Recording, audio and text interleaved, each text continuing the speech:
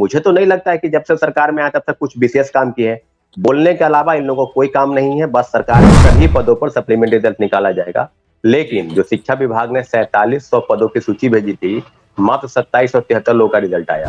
मुझे लगता है कि जिस तरह से शिक्षा विभाग और बीपीएससी काम कर रही थी, ये आपाधापी और हड़बड़ी में क्रेडिट लेने का होड़ था कि क्या हुआ नहीं हुआ, सिर्फ बहाली निकालना है, सीटों का आंकड़ा दिखाना है, परंतु जो प्रमुख मुद्दे हैं उसको गौन करना है। एक अवसर था, कहीं उनको वो खो दिए। तो अब तो मुझे नहीं लगता है कि अब जो बहाली निकलेगी उसमें किस प्रकार के डोमिसाइल नीति की चर्चा हो रही है। यानी 6 मार्च को आपके चैनल के माध्यम से जितने भी शिक्षक अभ्यर्थी सुन रहे हैं जो टीआरई 2 के सप्लीमेंट्री रिजल्ट की मांग कर रहे थे, वो 6 मार्च को गांधी मैदान में एक बैठक बुलाई गई है। इनका एज खत्म हो गया। आपको याद होगा कि एसटीईटी की परीक्षा 2011 और 2019 में हुई, तो जो 11 में पास कर गए और फिर आप बहाली तो कंटिन्यू आ नहीं रही है। नमस्कार, एनबीसी 24 देख रहे हैं आप। मैं हूं आपके साथ अभिषेक। देखिए, अभी हमारे साथ बात करने के लिए छात्र नेता सौरभ है। सौरभ से जुड़ेंगे, बात करेंगे। सौरभ, बहुत बहुत स्वागत है हमारे चैनल में आपका। धन्यवाद अभिषेक जी। अभ्यर्थियों के हित में आप आवाज उठाते रहते हैं। ऐसे में सबसे ज्यादा अभी शिक्षक अभ्यर्थियों का मुद्दा चल रहा है। बहाली पे बहाली हो रही है। बिहार में 3rd फेज की बहाली को देखते हुए आवेदन ले लिए गए हैं। परीक्षा की तिथि भी सामने निकल के आ गई है। ऐसे में जिस तरीके से परीक्षा होनी है, उससे पहले तमाम अभ्यर्थियों के द्वारा कई सारी मांगे की जा रही है। सबसे ज्यादा सप्लीमेंट्री रिजल्ट को लेकर मुद्दा उठाया जा रहा है। ऐसे में सरकार के द्वारा चुप्पी साधी जा रही है। कैसे देख रहे हैं इस मुद्दे को? हम सबसे पहले अभिषेक जी आपको बता दें कि टीआरई 1 से लेकर टीआरई 2 तक प्रथम फेज की बहाली में आपको याद होगा कि जो बहाली निकाली गई 1,20,000 पदों पर, और सब में ये कहा जा रहा था, जैसा कि चेयरमैन अतुल प्रसाद जी जो रिटायर भी कर गए हैं बीपीएससी से, तो वो स्पष्ट कहते थे कि हम सप्लीमेंट्री रिजल्ट निकालेंगे। उसमें जो ड्रॉप आउट स्टूडेंट होंगे, जो मल्टीपल रिजल्ट जिनका आएगा उनको लेकर, और जो फर्जीवाड़े होंगे, जो सीटें खाली होंगी, सभी पदों पर सप्लीमेंट्री रिजल्ट निकाला जाएगा। लेकिन जो शिक्षा विभाग ने 4700 पदों की सूची भेजी थी, मात्र 2773 लोगों का रिजल्ट आया। वही हाल सेकेंड फेज की बहाली में भी रहा। 14,700 पदों की सूची शिक्षा विभाग से बीपीएससी को भेजी गई और 1 महीना तक सारे शिक्षक अभ्यर्थी इंतजार करते रहे कि रिजल्ट मेरा आज आ जाएगा, कल आ जाएगा। और उसके पश्चात यह हुआ कि शिक्षा विभाग ने अपनी चिट्ठी को वापस ले लिया। मुझे लगता है कि जिस तरह से शिक्षा विभाग और बीपीएससी काम कर रही थी, ये आपाधापी और हड़बड़ी में क्रेडिट लेने का होड़ था कि क्या हुआ नहीं हुआ। इतना जरूर है कि सप्लीमेंट्री रिजल्ट के नाम पर पहले महागठबंधन के नेता लोग जो विरोध में थे, वो जो आप एनडीए सरकार में है, सब लोग अब चुप्पी साधे हैं। पहले खुलकर बोलते थे प्रेस के माध्यम से, सम्राट चौधरी हो, सुशील मोदी हो, चाहे विजय सिन्हा हो, या अब तो दोनों आदमी तो डिप्टी सीएम बने हैं। तो अब सवाल तो महागठबंधन से नहीं है, अब सवाल है एनडीए सरकार से कि जब आप सरकार में नहीं थे तो खुलकर बोलते थे कि सप्लीमेंट्री रिजल्ट बिल्कुल आना चाहिए, 40,000 पदों पर आना चाहिए था। मेरा स्पष्ट मानना है कि जिस तरह से महागठबंधन सरकार ने पलटी मार ली थी सप्लीमेंट्री रिजल्ट के नाम पर, और आज पुनः एनडीए की सरकार में बड़े नेता चुप्पी साध बैठे हैं, तो हम तो यही कहेंगे कि आपकी बातों पर भरोसा आप नहीं करते हैं, तो हम लोग 6 तारीख को यानी 6 मार्च को आपके चैनल के माध्यम से जितने भी शिक्षक अभ्यर्थी सुन रहे हैं जो टीआरई 2 के सप्लीमेंट्री रिजल्ट की मांग कर रहे थे, वो 6 मार्च को गांधी मैदान में एक बैठक बुलाई गई है।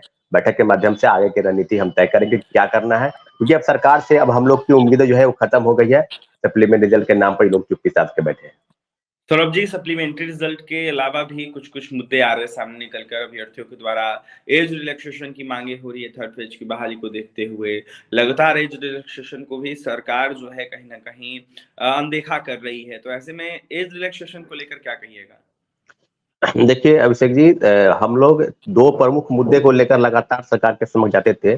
बसंत पंचमी के दिन हम शिक्षक अभ्यर्थी और शिक्षाविद गुरु एम रहमान, तीनों आदमी जो है हम लोग गए थे सम्राट चौधरी जो डिप्टी सीएम बिहार के हैं।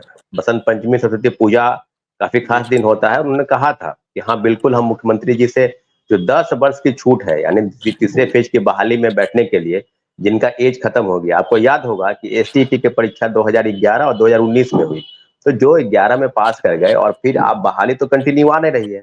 बहाली कई वर्षों के बाद आई, 6ठे चरण के बाद 7वें चरण की बहाली को लेकर बात हो रही थी। बीपीएससी से परीक्षा होगी, उसके लिए भी तैयारी हुई, और सब कुल मिलाकर यह कहा जाए कि अगर उम्र खत्म हो गया तो 10 वर्ष की उम्र की छूट देनी चाहिए थी। परंतु एसटीटी अपीयरिंग 10 वर्ष की उम्र छूट और सप्लीमेंट्री रिजल्ट के नाम पर सब जो ग्रीवांसेस थे वो सम्राट चौधरी और श्री विजय सिन्हा को हम लोग दिए। परंतु वो स्पष्ट कह रहे थे कि हम मुख्यमंत्री जी से बात करेंगे सारे मामलों पर, और आपको उम्मीद हम दिलाते हैं कि ये सब हो जाएगा, 10 वर्ष की छूट भी मिलेगी।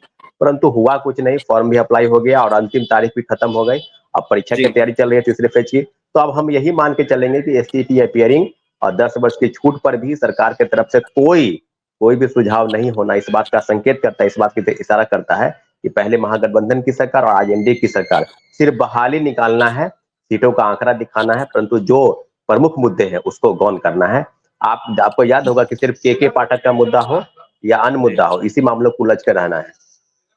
एपेरिंग को मौका की बातें हो रही है। जो एपेरिंग कैंडिडेट हैं जो थर्ड फेज की बहाली में शामिल नहीं हो पा रहे हैं, देखा जाए तो एग्जाम कैलेंडर में जो पहला कैलेंडर निकला था बीपीएससी का, उसमें कुछ अलग डेट दिया गया था, लेकिन उससे पहले परीक्षा ली जा रही है थर्ड फेज की। तो ऐसे में एपेरिंग कैंडिडेट लगातार आंदोलनरत हैं। मामला जो है लगातार बिहार के अनेक जगहों पर देखने को मिल रहा है जहां पर आंदोलन करते हुए नजर आ रहे अभ्यर्थी। ऐसे में एपेरिंगों को लेकर क्या कहिएगा? निश्चित रूप से आपको याद होगा कि टीआरई 1 में सब लोगों को मौका मिला। STT appearing, CTET appearing, DElEd appearing, BEd appearing, नियोजित शिक्षक, फ्रेश कैंडिडेट, और अब टीआरई 2 में फिर वही हाल रहा। आप लगातार हम लोग मांग कर सीटेट अपियरिंग को मौका मिलना चाहिए।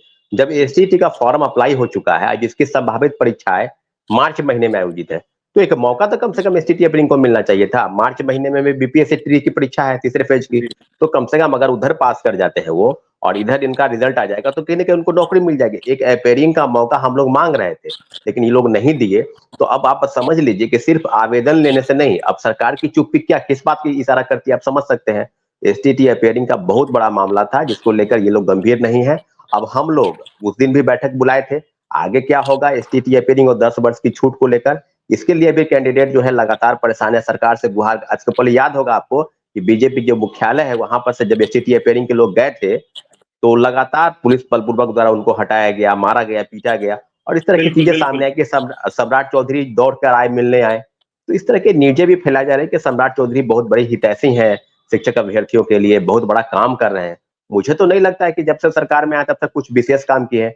बोलने के अलावा इन लोगों को कोई काम नहीं है, बस सरकार में किसी प्रकार से बने रहना है, अपना पद जो है ग्रहण कर लिए हैं। अब बाद बाकी जो चीज है यथावत चली आती है। मुख्यमंत्री तो नीतीश कुमार जी हैं, बाद बाकी सरकार में ये आए वो आए, कोई क्या बनता है इससे मतलब नहीं है। शिक्षक अभ्यर्थियों के साथ बिल्कुल अन्याय हुआ है। हम लोग लगातार विरोध प्रदर्शन कर रहे हैं कि एसटीटी अपेयरिंग और 10 वर्ष की छूट इनको मिलनी चाहिए थी, परंतु हुआ कुछ नहीं। डोमिसाइल नीति की बातें हो रही थी बिहार विधानसभा सत्र के दौरान। कुछ विधायकों ने जो सत्ता दल में उन्होंने मांग उठाई थी, ऐसे में उसको लेकर कुछ भी क्लियरेंस नहीं आया नीतीश सरकार के द्वारा, एनडीए सरकार के द्वारा। तो क्या कहिएगा इस पे आप? देखिए, डोमिसाइल नीति मुझे लगता है कि बहुत बड़ा मामला है। ये डोमिसाइल नीति एक ऐसा मामला है जहां पर सरकार एक तरफ नौकरी दे रही है, वही दूसरे तरफ बिहार के लोगों का एक अवसर था कि कम से कम नौकरी तो मिल जाती। अब 4 लाख शिक्षकों की बहाली करनी है, उसमें से भी आप डोमिसाइल नीति को पहले लागू था, फिर आप उसको हटा दिए। निश्चित रूप से देश के तमाम प्रदेश के लोग यहाँ पर नौकरी करने आ गए, और बिहार के लोग के पास जो एक अवसर था, कहीं उनको वो खो दिए। तो अब तो मुझे नहीं लगता है कि अब जो बहाली निकलेगी उसमें किस प्रकार के डोमिसाइल नीति की चर्चा हो रही है। हाँ, ये बात जरूर है कि सत्ता में नहीं रहने पर सत्ता के जो लोग सत्ता के अलग रहते हैं, विरोधी में रहते हैं, तो वो बोलेंगे कि डोमिसाइल नीति लागू होना चाहिए। आज जब एनडीए सरकार में है तो एनडीए के तमाम बड़े नेता बोलते थे कि डोमिसाइल नीति लागू करवाएंगे, खुलकर नहीं बोलते थे, क्योंकि उनको पता है कि उत्तर प्रदेश, राजस्थान और हरियाणा और झारखंड कई राज्यों में उनकी सरकार है, तो वहां के वोट बैंक की राजनीति की वजह से इस चीज को खुलकर नहीं बोलते थे। कितना जरूर है कि बिहार के नौकरियों को बिहारियों का अधिकार था, लेकिन डोमिसाइल नीति लागू करने से, हटा देने से मुझे लगता है कि सारी जो अवसर है वो खो दी गई है। 14 प्रदेश के लोग बिहार में नौकरी करने आ गए और बिहार के लोग इस अवसर को लगभग हाथ से उनके अवसर जो है वो गवा बैठे। सौरभ जी, यानी कि आर पार की लड़ाई होगी अब इन तमाम विसंगतियों को देखते हुए, तमाम मसलों को देखते हुए। निश्चित रूप से अभिषेक जी, आपके चैनल के माध्यम से हम 6 तारीख को गांधी मूर्ति, गांधी मैदान के पास एक बड़ी बैठक बुलाए हैं, और बैठक जो होगी अब ये समझ के बैठक कि किसी के पास जाने की जरूरत नहीं है। अब छात्र अभ्यर्थी स्वयं अपनी लड़ाई लड़ेंगे, क्योंकि अब हम लोग समझ गए कि पहले महागठबंधन की सरकार और आज एनडीए की सरकार चुप्पी मार बैठी है। बस किसी प्रकार से सत्ता सुख भोगना उनका एकमात्र उद्देश्य और लक्ष्य है। शिक्षक अभ्यर्थियों के साथ, युवाओं के साथ रोजगार के नाम पर और जो नौकरी के नाम पर जो खेल ये लोग खेल रहे हैं, इन लोगों से कुछ नहीं होने वाला है। बस नौकरी निकाल कर क्रेडिट लेना है, और क्या गड़बड़ी हुई, क्या भ्रष्टाचार हुआ, क्या करप्शन हुआ, इस मामले में अगर बोलने के लिए कहिएगा तो कुछ नहीं बोलेंगे, चुप्पी साध लेंगे। मुझे लगता है कि बड़े पैमाने पर फर्जीवाड़ा टीआरई 1 से लेकर टीआरई 2 तक हुआ। इसके लिए सरकार का क्रेडिट कौन लेगा? अगर बहाली निकली है तो क्रेडिट तो आप लेंगे ना, लेकिन सीटेट फेल, एसटीटी फेल और कई फर्जी वाले जो बहाल हो गए और उनके जगह पर नए लोगों को मौका नहीं मिला, सप्लीमेंट्री रिजल्ट नहीं आया, मुझे लगता है ये कहीं ना कहीं धोखा और षड्यंत्र चला है। इसका क्रेडिट अगर कोई लेता है तो लेने के लिए आगे आए। हम तो यही कहेंगे कि बिहार सरकार क्रेडिट लेने चाहिए, बिहार सरकार को क्रेडिट चाहता है। बिल्कुल, तो देख सकते हैं हमारे साथ छात्र सौरभ थे। तमाम अनेक जिस तरीके से मामला निकल के आ रहा है, इसको लेकर चर्चा हम कर रहे थे। ऐसे में सौरभ ने यह साफ कहा है कि सप्लीमेंट्री रिजल्ट ट्री 1, ट्री 2 और ट्री 3 जिस तरीके से परीक्षा ली जा रही है, इन तीनों में सप्लीमेंट्री रिजल्ट आना चाहिए। जो पहले बहाली हो गई है उसमें जो बचा हुआ सीट है उसको भरना चाहिए सप्लीमेंट्री रिजल्ट के माध्यम से। ऐसे में थर्ड फेज की बहाली में भी सप्लीमेंट्री रिजल्ट की मांग सौरभ कर रहे थे। साफ कहते हुए नजर आ रहे थे कि अपेयरिंग कैंडिडेट का मुद्दा हो या फिर एज रिलैक्सेशन का मुद्दा हो, इसको लेकर सरकार को गंभीर होना होगा। अगर सरकार गंभीर नहीं होती है तो आने वाले समय में आर या पार की लड़ाई रहेगी। ऐसे में सौरभ ने ऐलान कर दिया कि 6 तारीख को हम पटना के गांधी मैदान में बैठक करने जा रहे हैं। ऐसे में क्या रणनीति बनेगी ये देखने वाली बात होगी। वहीं अभ्यर्थियों में काफी आक्रोश है। सौरभ ने यह साफ कहा है कि डोमिसाइल नीति सबसे मुख्य मुद्दा है। ऐसे में डोमिसाइल नीति को जल्द से जल्द देखते हुए कहीं ना कहीं सरकार को निर्णायक जो कदम है वो कहीं ना कहीं उठाना चाहिए। ऐसे में छात्र सौरभ का क्या कुछ कहना था आपने सुना है। और भी खबरों के लिए NBC 24 के साथ बने रहे। इस वीडियो में इतना ही। इस वीडियो